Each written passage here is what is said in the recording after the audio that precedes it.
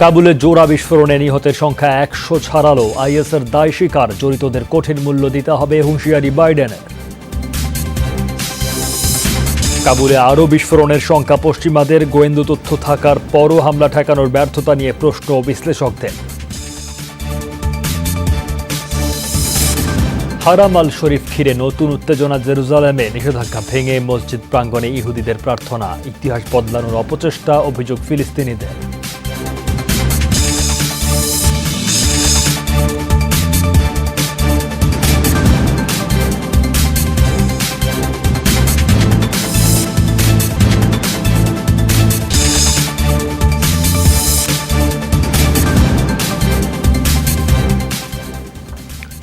শিরোনামগুলো দেখছিলেন, এবারে বিস্তারিত। কাবুল বিমানবন্দরের প্রবেশ পথে জোরালো বোমা বিস্ফোরণে প্রাণহানির সংখ্যা বেড়ে দাঁড়ালো ১১০ জনে। যেই তালিকায় রয়েছেন ১৩ মার্কিন সেনা এবং ২৮ তালেবান সদস্য। আহত ১৫০ শতাধিক। পেন্টাগন ও কাবুলের স্বাস্থ্য বিভাগের বরাত দিয়ে হতাহতের তথ্য নিশ্চিত করা হয়েছে। গুরুতর আহতদের মধ্যেও রয়েছে ১৫ মার্কিন সেনা। এরই মাঝে হামলার দায় স্বীকার করেছে জঙ্গি গোষ্ঠী আইএস। যুক্তরাষ্ট্র, যুক্তরাজ্য ও অস্ট্রেলিয়ার নিরাপত্তা সতর্কতার মধ্যেই ঘটনা হলো এই বিস্ফোরণ। কয়েকদিন ধরেই আইএস হামলা চালাতে পারে এমন সতর্কবার্তা দেওয়া হচ্ছিল। তালেবান দেশটিতে নিয়ন্ত্রণ নেয়ার পর প্রথমবার বড় হামলা হলো আফগানিস্তানে, যাকে তালেবানের ব্যর্থতা হিসেবে দেখছে পেন্টাগন। এদিকে বাংলাদেশের পররাষ্ট্র মন্ত্রণালয় জানিয়েছে, বিস্ফোরণের মাত্র ২০ মিনিট আগে বিমানবন্দর এলাকায় কয়েকজন বাংলাদেশি ছিলেন, তারা বর্তমানে নিরাপদে আছেন। কাবুল বিমানবন্দরে নাশকতা চালানো প্রত্যেককে খুঁজে বের করা হবে। নিরপরাধ মানুষকে হত্যার জন্য তাদের দিতে হবে চড়া মূল্য। বৃহস্পতিবার এই হুমকি দিয়েছেন মার্কিন প্রেসিডেন্ট জো বাইডেন। হামলার নিন্দা জানিয়ে বিবৃতি দিয়েছে তালেবানও। হুঁশিয়ারি দিয়েছে, ছাড় দেয়া হবে না হামলার জন্য দায়ী আইএসকে। দেশ ছাড়ার জন্য বিমানবন্দরে ভিড় করা মানুষের ওপর হামলার পর দ্রুত উদ্ধার অভিযান গুটিয়ে নিয়েছে কয়েকটি দেশ। তালেবানের আতঙ্ক নিয়ে দেশ ছাড়ার অপেক্ষায় থাকা আফগানদের জন্য এটা যেন ভাগ্যের নির্মম পরিহাস। আইএসের চালানো ২ দফা বিস্ফোরণের আঘাতে প্রতিনিয়ত বাড়ছে মৃত্যুর তালিকা, যার বড় অংশ জুড়ে রয়েছেন মার্কিন সেনারা। তাই জনসম্মুখেই ক্ষোভের বহিঃপ্রকাশ ঘটালেন প্রেসিডেন্ট জো বাইডেন। কাউকেই ছাড় দেওয়া হবে না, দিলেন কড়া হুঁশিয়ারি। হামলাকারীদের উদ্দেশ্যই ছিল আমেরিকার ক্ষতি সাধন। তাদের বলবো, আমরা এই ঘটনা ভুলব না, করব না ক্ষমাও। এক একজনকে খুঁজে বের করা হবে। নিরপরাধ মানুষকে হত্যার জন্য হামলাকারীদের গুনতে হবে চরম মাশুল। নারকীয় হামলায় ক্ষতিগ্রস্ত তালেবানও বিভিন্ন জাতিগোষ্ঠীর ব্যাপারে সুর নরম করলেও হামলার পর স্পষ্ট বার্তা, নাশকতার মাশুল দিতেই হবে। কাবুল বিমানবন্দরের বাইরে ঘটানো বিস্ফোরণে মার্কিনীদের থেকে তালেবান বেশি ক্ষতিগ্রস্ত। এখনও মৃত্যু পথযাত্রী বহু সদস্য। যারা তালেবানের পূর্বশত্রু হিসেবে পরিচিত, তাদের ক্ষমা করে দেওয়ার সিদ্ধান্ত নিয়েছি আমরা। গেল ১৪০০ বছরের ইতিহাসে যা নজিরবিহীন। হামলার পরই নড়েচড়ে বসেছে আন্তর্জাতিক মহল। দ্রুত উদ্ধার অভিযান শেষ করার তাগিদ কম বেশি সবার। কাবুল বিমানবন্দরে নিহতদের পরিবারের প্রতি জাতিসংঘ মহাসচিব সমবেদনা ব্যক্ত করেছেন। রাজনৈতিক টানাপোড়েনের মধ্যেই এ হামলা আরও দোদুল্যমান করে তুলল পরিস্থিতি। এয়ারপোর্ট এলাকায় বর্বরোচিত হামলা চালিয়ে ভীরু মনোভাবের পরিচয় দিল আইএস। এটা নিজেদের অস্তিত্ব জানান দেয়া নয়, বরং আন্তর্জাতিক উদ্ধার অভিযানকে ব্যাহত করার চেষ্টা। এরই মাঝে আফগানিস্তান থেকে উদ্ধার অভিযান গুটিয়ে নিয়েছে জার্মানি। শুক্রবার ফ্রাঙ্কফুর্ট স্পর্শ করে দেশটির সবশেষ উদ্ধারকারী উড়োযান। নিজ নাগরিক আফগান দোভাষী সহ ৫,০০০-এর বেশি মানুষকে সরিয়ে নিয়েছে দেশটি। সাময়িকভাবে এয়ার ব্রিজ মিশন স্থগিতের ঘোষণা দিয়েছে কানাডাও। মৌলি ইসলাম, যমুনা নিউজ। কাবুল বিমানবন্দরে হামলার পর যুক্তরাষ্ট্র ও তালেবান দুই পক্ষই পড়েছে সমালোচনার মুখে। আগে থেকে হামলার সতর্কতা দিলেও কেন বিস্ফোরণ ঠেকানো গেল না, উঠেছে সেই প্রশ্ন। আর বিশ্লেষকরা মনে করছেন, এই হামলা সবচেয়ে বড় চ্যালেঞ্জ নতুন সরকার গঠন করতে চাওয়া তালেবানের জন্য। তারা বলছেন, আইএসের ঝুঁকি সামাল দেওয়ার উপরে নির্ভর করছে সশস্ত্র গোষ্ঠীটির সাফল্য। আফগানিস্তানে ২০ বছর লড়াই করেছে যুক্তরাষ্ট্র। এর মধ্যে মাত্র একদিন বৃহস্পতিবারের বিস্ফোরণের চেয়ে বেশি প্রাণহানি দেখেছে মার্কিন বাহিনী। কাবুল বিমানবন্দরে ১৩ সেনার মৃত্যুতে দেশে বিদেশে চাপের মুখে জো বাইডেন। হোয়াইট হাউসে ব্রিফিংয়ে তাই একরকম বিধ্বস্ত প্রেসিডেন্টকে দেখা গেল। কয়েকদিন ধরে বিমানবন্দরে হামলার সতর্কতা দিয়ে আসছিল ওয়াশিংটন। এরপরও কেন বিস্ফোরণ আর প্রাণহানি ঠেকানো গেল না, উঠছে সেই প্রশ্ন। সমালোচকরা বলছেন, সেনাদের রক্ত ঝরিয়ে ব্যর্থতার নজির গড়েছে মার্কিন প্রশাসন, নেওয়া হয়নি পর্যাপ্ত ব্যবস্থা। আগেই সতর্কবার্তা ছিল কাবুল বিমানবন্দরে আইএস হামলা চালাবেই, তাহলে কেন ঠেকাতে পারল না বিস্ফোরণ? কারণ আফগানরা দেশ ত্যাগে মরিয়া, আর প্রবেশ পথে মার্কিন নৌসেনারা কাগজপত্র পরীক্ষা করছিলেন, সেখানে নেই স্ক্রিনিং এর কোনো ব্যবস্থা। অনেকের বিশ্লেষণ, তালেবান শাসনের প্রতি চ্যালেঞ্জ ছুড়ে দিয়েছে এই হামলা। পরিস্থিতি মোকাবেলার সাফল্যের উপরই নির্ভর করবে ভবিষ্যৎ আফগানিস্তানের নিরাপত্তা কাঠামো। তালেবান শাসনকে সরাসরি চ্যালেঞ্জ ছুড়ে নিজেদের অস্তিত্ব জানান দিল আইএস। প্রশ্ন হলো, সতর্কতা জারির পর কতটা প্রস্তুতি নেওয়া হয়েছিল? বাইরের প্রহরায় থাকা তালেবানের কাছে কি আদৌ গোপন তথ্য দিয়েছিল গোয়েন্দারা? তালেবান কাবুলের ক্ষমতা নেয়ার পর থেকেই সন্ত্রাসী তৎপরতা নিয়ে উদ্বিগ্ন অনেক আফগান। বিস্ফোরণের জন্য তালেবানকেই দায়ী করছেন তারা। দুর্ভাগ্যজনক হলেও সত্য, ২০ বছর আগের অন্ধকার দিনগুলোই ফিরে যাচ্ছে আফগানিস্তান। অথচ সুন্দরভাবে চলছিল সরকার, অর্থনৈতিক ব্যবস্থা। এক ঝটকায় সেই উন্নয়নকে মাটিতে টেনে নামালো তালেবান। কয়েক বছর ধরেই আফগানিস্তানে সহিংসতা চালাচ্ছে আইএস। তাদের দাবি, প্রকৃত জিহাদের রাস্তা থেকে সরে গেছে তালেবান। মৌলি ইসলাম, যমুনা নিউজ।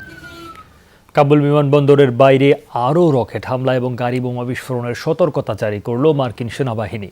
শুক্রবার আফগানিস্তানে কর্মরত উদ্ধার অভিযানের কর্ণধার জেনারেল ফ্রাঙ্ক ম্যাকেনজি জানান, আরও হামলা ও বিস্ফোরণের পূর্বাভাস পেয়েছে মার্কিন বহর। সেসব মোকাবেলার প্রস্তুতি রাখা হয়েছে, কিন্তু কতটা সামলানো সম্ভব হবে সে বিষয়ে স্পষ্ট কিছুই বলেননি এই কমান্ডার। কাবুল বিমানবন্দরের প্রবেশপথে 2 দফা জোরালো বিস্ফোরণ ঘটানোর একদিন পরই এলো নতুন এই সতর্কবার্তা। এর মাঝেই জার্মানি ঘোষণা দিয়েছে তারা আর উদ্ধার অভিযান পরিচালনা করবে না। গেল কদিন ধরে আইএসের তরফ থেকে আসছিল হুমকি, কিন্তু সেটি মোকাবেলায় ঘাটতির কারণেই এত প্রাণহানি। তবে এখানেই থামবে না আইএস, সামনে আসতে পারে আরও হামলা। রকেট লঞ্চারের মাধ্যমে মিসাইল হামলা বা গাড়ি বোমা বিস্ফোরণ ঘটাতে পারে জঙ্গি গোষ্ঠীটি। সেক্ষেত্রে বিমানবন্দরের বাইরের নিরাপত্তা দায়িত্বে থাকা তালেবানকে আরও সতর্ক থাকতে হবে। কেবল নিরাপত্তা নয়, ক্ষমতায় আসার আগে অর্থনীতি ও কর্মসংস্থান নিয়েও কঠিন চ্যালেঞ্জের মুখে পড়তে হচ্ছে তালেবানকে। কে ক্ষমতায় আসবে তা নিয়ে বেশি মাথা ব্যথা নেই বেশিরভাগ আফগানের। তারা চান নিরাপত্তা, শান্তি এবং কর্মসংস্থানের নিশ্চয়তা। আফগানিস্তানে তালেবান ক্ষমতা দখলের পর সবচেয়ে বেশি অনিশ্চয়তা তৈরি হয় নিরাপত্তা ইস্যুতে। ঝুঁকি বাড়তে থাকে কর্মসংস্থান নিয়েও। কাবুলবাসীরা বলছেন, ক্ষমতার পালাবদলে তাদের কিছুই যায় আসে না। তারা চান নিরাপত্তা ও শান্তিপূর্ণভাবে বসবাসের নিশ্চয়তা। আমরা চাই কোনো যুবক যেন দেশ ছেড়ে না যায়। গোটা আফগানিস্তানে শান্তি প্রতিষ্ঠিত হবে, এটাই প্রত্যাশা। আমাদের জন্য কাজ নিশ্চিত করলেই খুশি। ইসলামিক রাষ্ট্র প্রতিষ্ঠার পক্ষে আমি, তবে অবশ্যই জনগণের চাকরি এবং অন্যান্য সুযোগ সুবিধা নিশ্চিত করতে হবে। তালেবান দেশের নিয়ন্ত্রণ নিয়েছে প্রায় 2 সপ্তাহ, কিন্তু এখনও পুরোদমে স্বাভাবিক হয়নি রাজধানীর অবস্থা। বন্ধ রয়েছে বেশিরভাগ ব্যাংক ও ব্যবসা প্রতিষ্ঠান, তাই ভবিষ্যৎ নিয়ে শঙ্কা অনেকের। তবে নারীরা রয়েছেন সবচেয়ে বেশি আতঙ্কে। শর্ত সাপেক্ষে নারীদের শিক্ষা এবং কর্মক্ষেত্রে যোগদানে বাধা থাকবে না, তালেবানের এমন আশ্বাসেও কাটছে না শঙ্কা। 20 বছর আগে তালেবান যখন ক্ষমতায় ছিল তখন এখানে ছিলাম না, তবে শুনেছি সেই সময়ে তারা নারীদের কাজে যেতে দিতেন না। কিন্তু তারা এখন বলছে নারীরা সবকিছুতেই অংশ নিতে পারবেন। জানি না কি হবে। রাজনৈতিক বিশ্লেষকরা বলছেন, 31 আগস্ট আফগানিস্তান থেকে বিদেশি সেনা প্রত্যাহারের পরই তালেবানের নতুন শাসন সম্পর্কে ধারণা মিলবে। অমিত হাসান রবিন, যমুনা নিউজ। পবিত্র আল-আকসা মসজিদ ও হারাম আল শরীফ ঘিরে নতুন করে উত্তেজনার শঙ্কা তৈরি হয়েছে জেরুজালেমে। ইসলামের 3য় পবিত্রতম জায়গাটিতে ঢুকে প্রার্থনা শুরু করেছে ইহুদিরা, যা আগে কখনো সাহস করেনি তারা। ফিলিস্তিনিদের অভিযোগ, আল-আকসা মসজিদকে ইহুদিকরণের অপচেষ্টা করছে ইসরায়েল। এটি বন্ধ না করলে ধর্মযুদ্ধ শুরুর হুঁশিয়ারিও দিয়েছে তারা। জেরুজালেমে মুসলমানদের অন্যতম পবিত্র জায়গা হারাম শরীফ। এখানে গোল্ডেন ডোম অব দ্য রকে প্রার্থনা শুরু করেছে ইহুদিরা। পুলিশি পাহারায় ছোট ছোট দলে ঢুকছে তারা, যা একসময় চিন্তাও করত না ফিলিস্তিনিরা। খোদ ইসরায়েলের তরফ থেকে টেম্পল মাউন্টে প্রবেশ করলেও প্রার্থনায় নিষেধ আছে। সম্প্রতি ইহুদিদের আনাগোনা বাড়ায় উত্তেজনা ছড়াচ্ছে। ফিলিস্তিনিদের ভয়, হেব্রনের মতো আল-আকসার জায়গাও ভাগ করার পায়তারা করছে ইহুদিরা। এটা উস্কানি ছাড়া কিছুই নয়। ধর্ম ও ইতিহাস অস্বীকার করে ইসলামের অবমাননা হচ্ছে। পবিত্র কোরআনের বাণীর ওপর আক্রমণ চালাচ্ছে ইহুদিরা। হারাম আল শরীফ নামে পরিচিত পুরো জায়গাটি ইসলাম, খ্রিস্টান, ইহুদি তিন ধর্মের কাছেই পবিত্র স্থান। ইহুদিদের কাছে জায়গাটি টেম্পল মাউন্ট নামে পরিচিত। তাদের দাবি এটাই তাদের ধর্মের পবিত্রতম জায়গা। বিশ্বাস এখানেই ছিল ইহুদিদের প্রথম ও দ্বিতীয় পবিত্র মন্দির, যা 70 খ্রিস্টাব্দে রোমান বাহিনী ধ্বংস করে দেয়। মন্দিরের পশ্চিম দিকের দেয়ালটি এখনও টিকে আছে। সেই ওয়েস্টার্ন দেয়ালই ইহুদিদের মূল প্রার্থনার স্থান। কান্নার জায়গা নামেও পরিচিত এই দেয়াল ধরে প্রার্থনা করে আসছিল ইহুদি ধর্মাবলম্বীরা। এখন ধীরে ধীরে অগ্রসর হচ্ছে সামনের দিকে। ইসরায়েলের নতুন প্রধানমন্ত্রী নাফতালি বেনেট ওই জায়গায় ইহুদিদের প্রার্থনার স্বাধীনতা নিশ্চিত করতে চান। এটা ইহুদি ধর্মের সবচেয়ে পবিত্র জায়গা। পৃথিবীর যেখানে ইহুদিরা প্রার্থনা করেন তাদের মনে থাকে টেম্পল মাউন্ট। তাই এখানকার যত কাছে আমরা যেতে পারি প্রার্থনা ততই পবিত্র হয়। এটা কেবল মুসলিমদের জায়গা নয়, মুসলিমদের জন্য এটি তৃতীয় পবিত্রতম জায়গা, আর আমাদের জন্য এটাই পবিত্রতম। আল-আকসা মসজিদ ইসলামের তৃতীয় পবিত্রতম স্থান। এই ডোম অব দ্য রক থেকে বিশেষ বাহন বোরাকে মিরাজ গমন করেছিলেন মহানবী হজরত মোহাম্মদ সাল্লাল্লাহু আলাইহি ওয়াসাল্লাম। তাই দশকের পর দশক ধরে সংঘাত চললেও ছাড় দিতে নারাজ মুসলিমরা। এর আগে নানাভাবে ফিলিস্তিনিদের প্রবেশ নিয়ন্ত্রণের চেষ্টা করেছে ইসরায়েল, কিন্তু প্রতিবারই প্রতিবাদের মুখে পিছু হটে ইহুদিরা। এই উস্কানির জন্য দখলদার ইসরায়েলের সরকারি দায়ী। কেবল জেরুজালেমে বা ফিলিস্তিনের মানুষের জন্য নয়, সারা বিশ্বের মুসলিমদের কাছে আল-আকসা মসজিদ পবিত্র জায়গা। এখানে উস্কানি অব্যাহত থাকলে ধর্মযুদ্ধ পর্যন্ত শুরু হয়ে যেতে পারে।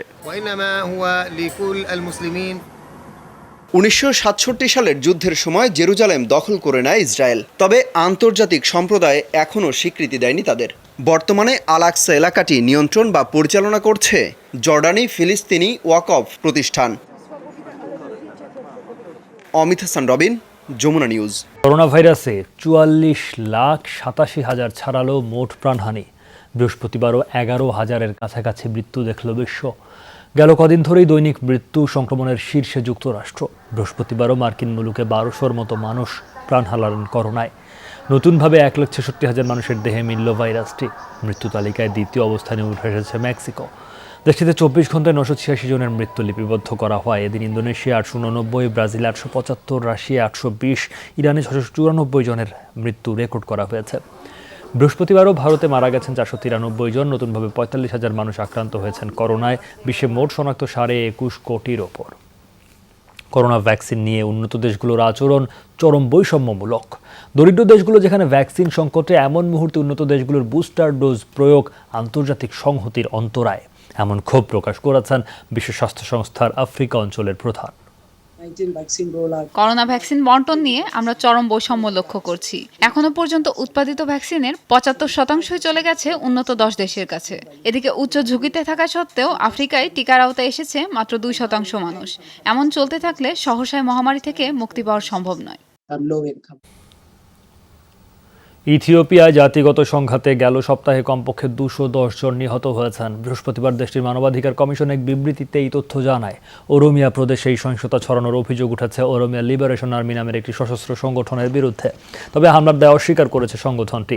অঞ্চলটি থেকে নিরাপত্তা বাহিনীর সদস্য প্রত্যাহারের একদিন পরই শুরু হয় এই সংঘাতের ঘটনা। মূলত আমহারা নামের গোষ্ঠীকে টার্গেট করে চালানো হয় হামলা, পরে পাল্টা হামলার ঘটনাও ঘটে। হামলার আতঙ্কে এলাকা ছেড়ে পালিয়ে যান অনেকে। এই ঘটনায় উদ্বেগ প্রকাশ করেছে জাতিসংঘ। সহিংসতা রোধে সরকারকে জরুরি পদক্ষেপ গ্রহণের আহ্বান সংস্থাটির। এর আগেও জাতিগত সংঘাতের শিকার হয়েছে আমহারা জনগোষ্ঠী।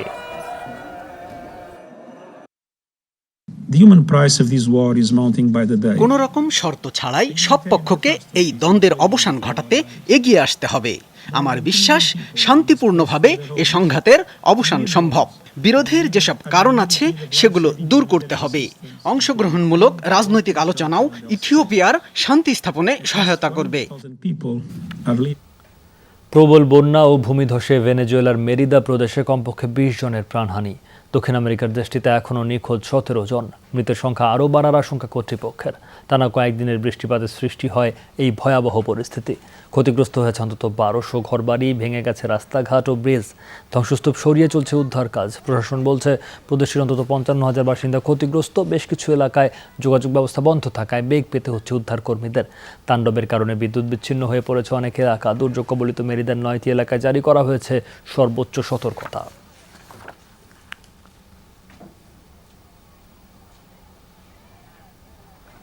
চার পাওয়ালা তিমি বর্তমান পৃথিবীতে অবিশ্বাস্য শোনালেও একসময় সাগর মহাসাগরে বিচরণ ছিল অদ্ভুত প্রজাতির এই প্রাণীর। মিশরের দক্ষিণাঞ্চলীয় মরুভূমি এলাকায় সন্ধান মিলেছে 4 পে তিমির প্রজাতির ফসিলের। গবেষকরা বলছেন পৃথিবীতে এর বিচরণ ছিল প্রায় 4.5 কোটি বছর আগে। তাদের ধারণা 4 পে তিমিটি ছিল উভচর প্রজাতির। সাঁতরানোর পাশাপাশি হাঁটতেও সক্ষম ছিল তারা। বসবাস ছিল মূলত আফ্রিকা অঞ্চলে। গবেষকদের মতে তিমিগুলো সাধারণত 10 ফুট লম্বা ও প্রায় 600 কেজি ওজনের হতো। উভচর এই প্রজাতিটি ছিল শিকারী স্বভাবের। বলা হচ্ছে এটি তিমির সবচেয়ে প্রাচীন প্রজাতির একটি।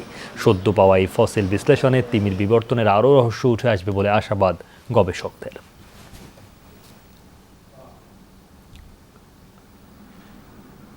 রাশিয়ার ক্রাইমিয়া উপকূল এখন যেন জেলিফিশের দখলে। লাখ লাখ জেলিফিশ ভেসে আসছে পর্যটনের জন্য বিখ্যাত উত্তর উপকূলে। বিপুল সংখ্যক জেলিফিশ দেখে পর্যটকদের সাথে বিস্মিত বিশেষজ্ঞরাও। এর আগে এত বিশাল জেলিফিশের ঝাঁক দেখেননি তারা। তবে এর উপদ্রবে আবার কমে যাচ্ছে পর্যটক। অনেকটাই জনশূন্য হয়ে পড়েছে সৈকত। জেলিফিশের সংস্পর্শে আসার ভয়ে সাগরে নামছে না মানুষ। এমনিতে তেমন ক্ষতিকর না হলেও এর প্রভাবে শরীরে জ্বলুনি দেখা দেয়। বিশেষজ্ঞরা বলছেন আজভ উপকূলে মাঝে মধ্যে জেলিফিশ ভাসতে দেখা যায়, কিন্তু আগস্ট মাসে এই দৃশ্য বিরল। এজন্য সমুদ্রের পানির লবণাক্ততা বেড়ে যাওয়াকে দায়ী করছেন তারা।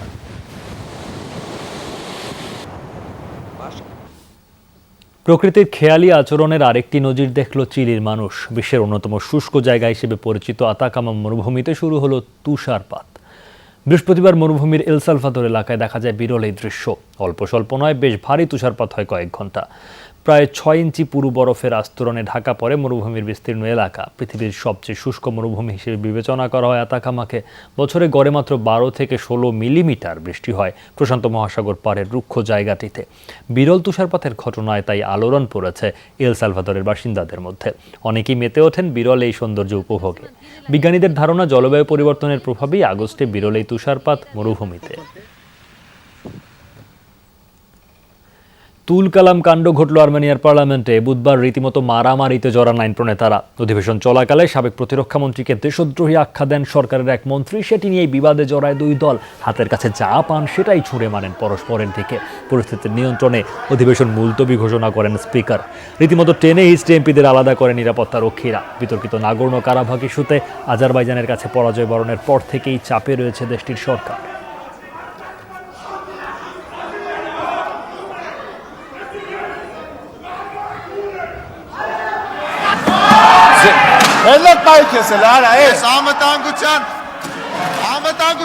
աշխատակիցներին ներս եմ հրավիրում։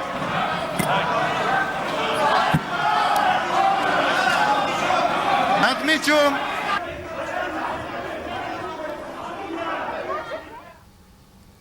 এই ছিল যমুনা ডেস্কের আয়োজন। এতক্ষণ সাথে থাকার জন্য ধন্যবাদ সবাইকে।